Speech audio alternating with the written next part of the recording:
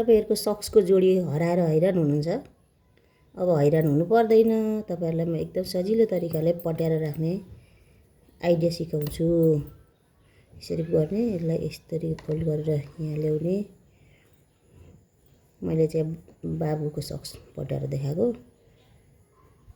तपाईहरुले ठुलोको पनि यसरी नै राख्न सक्नुहुन्छ। यस्तो गरेर सट्ट यहाँ छिराइदिने। अब भयो त कति राम्रो। हेर्नु त कति राम्रो भयो।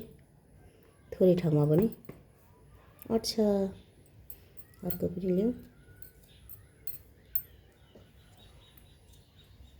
सट्ट यहाँ राख्ने।